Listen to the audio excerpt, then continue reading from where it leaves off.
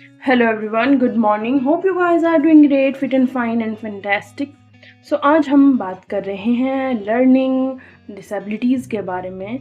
आपने तारे ज़मीन पर मूवी ज़रूर देखी होगी। उसमें जो ईशान होता है, जो बच्चा होता है, उसको लर्निंग डिसेबिलिटी होती है और उसको क्या होता है उसमें उसको डिसलेक्सिया हो जाता है। So he is very confused about spellings, comprehensions, उसको पढ़ने में प्रॉब्लम होती है। जैसा कि मैं आपको बहुत बच्चे ऐसे बी की बनाने की जगह ऐसे डी बना देते हैं, ऐसे मतलब इस तरीके से भी नहीं, वो बिल्कुल ऐसे बनाएंगे ऐसे। तो इस तरीके की गलतियां बच्चे करते हैं। सी अगर ऐसे लिखेंगे तो बहुत बारी वो ऐसे भी लिख देते हैं। सो ये कॉमन प्रॉब्लम्स हैं जो टीचर पहचान सकते हैं बच्चों को देखकर, उनकी कॉपीज़ को देखकर, उनका एनालिसिस कर कर। तो अभी हम उसके बारे में बात करेंगे।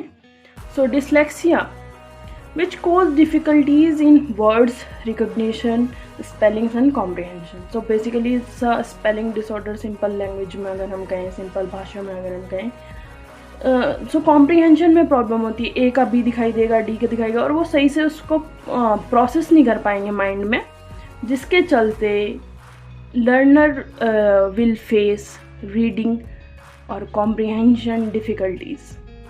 सो मूव ऑन करेंगे हम नेक्स्ट पे। So dysgraphia which results in impaired hand writing poor होगी, इम्पेयर्ड स्पेलिंग भी पुअर होगी और बोथ दोनों भी हो सकता है। डिसग्राफिया ये लिखने में काफ़ी दिक्कत होगी, इसको समझने में भी दिक्कत होगी, उल्टा भी लिखेंगे और पढ़ने में भी दिक्कत होगी, तो रीडिंग नहीं कर पाएंगे बच्चे।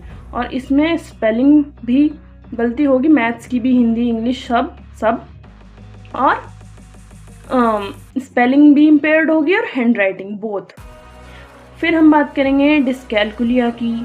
सो it's related to mathematical disabilities which affect the ability to learn arithmetic and mathematics. So maths को सीखने में प्रॉब्लम होती है जब बच्चों को, उसको डिसकैलकुलिया बोलते हैं। और इस तरीके के क्वेश्चन सीटेट में बहुत बारी आते हैं, केवीएस, एनवीएस, डीएसएस भी सब में ही आते हैं।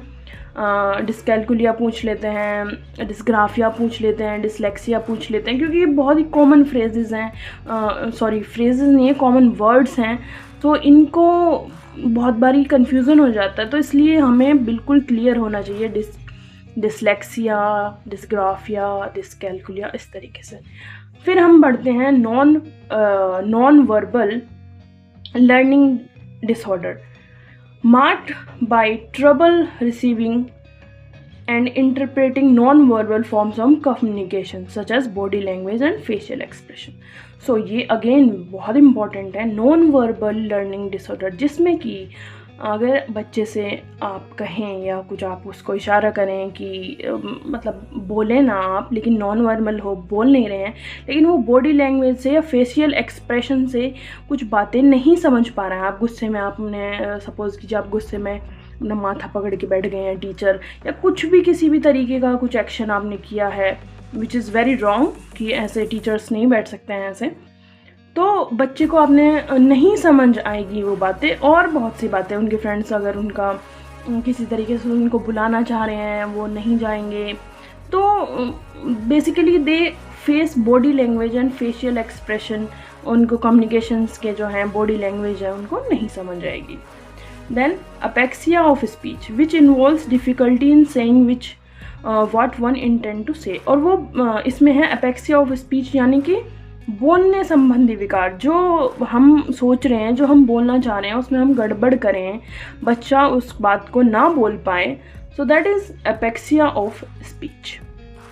And then moving on to the last but not the least, central auditory processing disorder. So it's which involves difficulty with recognising and interpreting sounds, जैसे कि हम साउंड पहचान नहीं पाएंगे और उसको इंटरप्रेट भी नहीं कर पाएंगे।